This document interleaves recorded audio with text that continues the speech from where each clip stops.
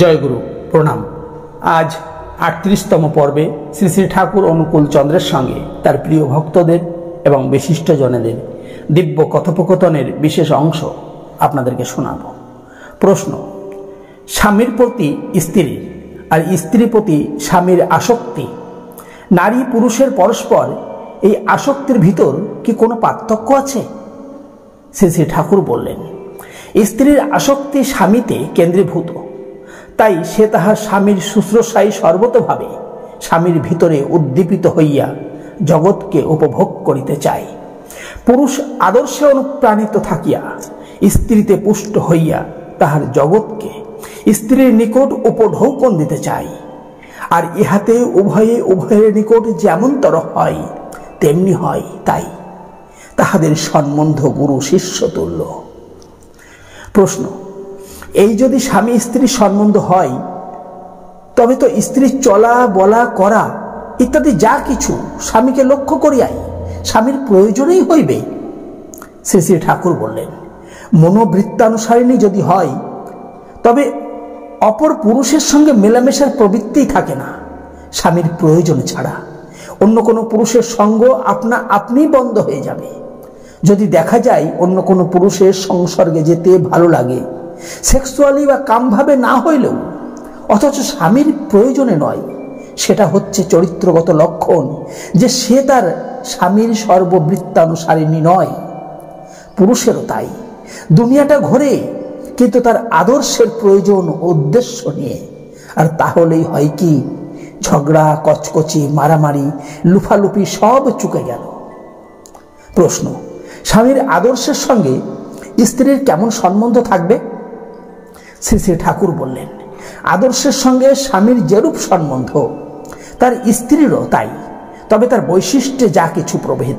অর্থাৎ স্বামীর আসক্তি যেমন হবে আদর্শের ইচ্ছা বা বৃত্তিগুলি ফুলফিল বা সার্থক করার তার জীবন দিয়ে, তেমনি স্ত্রীর ঝোঁক থাকবে সর্বদা স্বামীর পরিপূরক হওয়া। তার মানেই আদর্শে উভয়ে মিলে সার্থক হওয়া, তার ইচ্ছাকে সার্থক করে তোমারই ইচ্ছা হোক পূর্ণ মোদের জীবন মাঝে, ঠিক এমনতর। প্রশ্ন: আদর্শ হইতে স্বামী যদি বিচ্যুত হয়, তবে কি হইবে? শ্রী শ্রী ঠাকুর বললেন, পতিত মানেই আদর্শ হইতে বিচ্যুত হওয়া। আর বিবাহে সিমেন্ট বা বজ্রলেপি আদর্শ। আর যাদের বিবাহের মন্ত্রেই আছে, বৃহস্পতি তোমাকে আমাতে যুক্ত করিয়া দেন। আর এই বৃহস্পতি হচ্ছেন ভগবান, গুরু ও আদর্শ। এই সিমেন্ট যদি কোনো প্রকারে ধ্বংস হইয়া যায় তাহাদের অন্তর হইতে, তবে দুইটি আলাদা জিনিস স্বভাবতই যে আলাদা হইয়া যাইবে, তাহার আর কথা কি? যে স্থলে স্বামীর আদর্শ বিচ্যুতি ঘটিয়াছে, সেখানে স্ত্রীর আদর্শে যুক্ত থাকিয়া স্বামীর উন্নয়নের সংস্থান করাই শ্রেয়। তাহাও যদি না হয়, তবে স্ত্রীর আদর্শ মুখর হওয়াই তার ধর্মকে, অর্থাৎ বিং অ্যান্ড বিকামিংকে, বেঁচে থাকা ও বৃদ্ধি পাওয়াকে সুস্থ রাখিতে পারে। প্রশ্ন: পত্নীর যদি স্বামীর আদর্শ হইতে বিচ্যুতি ঘটে, শ্রী শ্রী ঠাকুর, তাহলে তো সাধারণত স্বামীর স্ত্রীর প্রতি টান থাকেই না। সেই স্থলে তার হতে যতদূর সম্ভব অন্তত আদর্শ বিষয়ে তফাৎ থাকাই উচিত। আর যদি সে আদর্শের বৃত্তিগুলি তার জীবনে সার্থক করার বাধা জন্মায়, তবে সেই স্থলে তা হতে দূরে সরে থাকাই সমীচীন। সে বিষয়ে কোনো প্রকার পরিপূরক সাহায্যের আশা করাই উচিত নয়। এতে হয়তো অমিল আরো বেড়ে যাবে, কিন্তু এর চরম সীমায় যে সুফল ফলতে পারে। যদিও শাস্ত্রে এমন স্থলে সর্বতোভাবে ত্যাগেরই উপদেশ দেওয়া আছে, আর এটা সত্যই। কারণ তাহলে স্ত্রীর সহধর্মিণত্বই সেই স্থলে ঘুচে যায়। সে আর তার নারীও থাকে না, ভার্যাও থাকে না, পত্নীও থাকে না, শুধু কাম ক্ষুধা পরিতৃপ্তির যন্ত্র মাত্র। প্রশ্ন: স্বামীর প্রতি স্ত্রীর ঠিক ঠিক ভালোবাসা আছে কিনা, তার অব্যর্থ পরক কি? শ্রী শ্রী ঠাকুর বললেন, স্বামী যদি অন্য কোনো স্ত্রীকে স্ত্রীর মতন ভালোবাসে, তাহাতে যদি স্ত্রীর আক্রোশ, ঈর্ষা, দুঃখ ইত্যাদি জন্মায়, তাহা হইলে বুঝিতে হইবে বিপরীত। অবশ্য সেই প্রিয় যদি স্বামীর জীবন, কর্ম ও খ্যাতির অন্তরায় না হয়। প্রশ্ন: তাহলে মেয়েদের বিয়ে হলে পর শ্বশুর গৃহে গিয়া কি করা উচিত বা কিভাবে থাকা উচিত?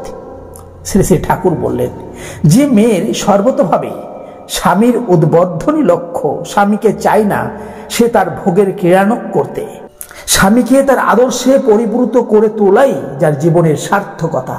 তার প্রথম এবং প্রধান কর্তব্যই শ্বশুর শাশুড়ি কিংবা তৎস্থানীয় যারা ভাসুর ননদ, যারা নাকি তার স্বামীর পোষণীয় পারিপার্শ্বিক, সর্বতভাবে তাদের সেবা করা, যাতে তারা হৃষ্ট হয়, পুষ্ট হয়। সে সংসারে নিজের সেবা দ্বারা সম্রাজ্ঞীর মতন হয়ে দাঁড়ায়। শ্বশুর শাশুড়ির সেবা মানেই হলো তার স্বামীর জীবনের ভিত্তির সেবা। আর যে স্ত্রী তা হতে বিমুখ হয়, খুব দেখা যায় তারা কখনো শত ভালোবাসার ধাজে দাঁড়িয়েও স্বামীকে পুষ্ট তুষ্ট ও উদ্বর্ধিত করতে পারে না। তাই তার কাছে স্বামীর প্রতিষ্ঠাও এক কথায় আকাশ কুসুম।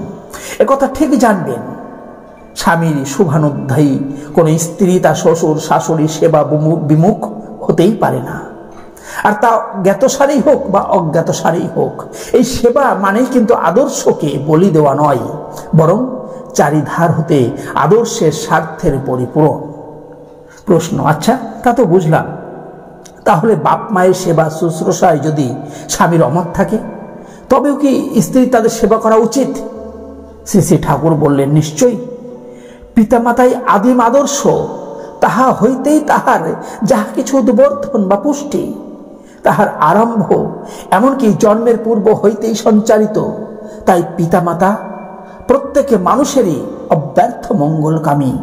অবশ্যই ইহাতে ভ্রান্তিও থাকিতে পারে।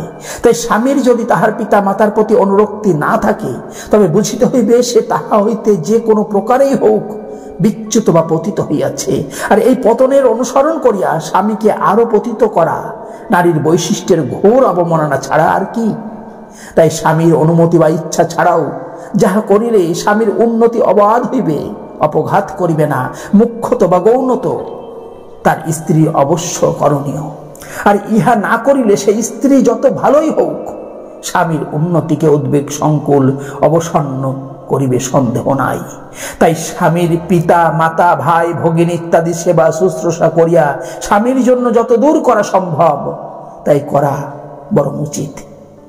আরো পিতা মাতা ভাই ভগিনী ইত্যাদি সেবা করা পুরুষেরই কর্তব্য। তাই ইহা করিলে এই কর্তব্য বা সেবা উল্লঙ্ঘন করার অপরাধ হইতে স্বামীকে নিষ্কৃতি দেওয়াও হইবে।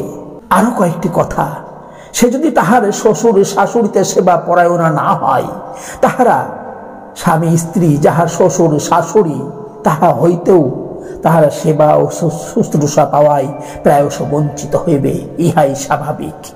ইহাতে পারিবারিক বন্ধন বিচ্ছিন্ন হইবে। ভ্রান্ত স্বার্থ আসিয়া পরিবারের প্রত্যেককে অধিকার করিয়া বসিবে। দুর্দশা দাও দাও করিয়া জ্বলিয়া উঠিবে সুনিশ্চয়।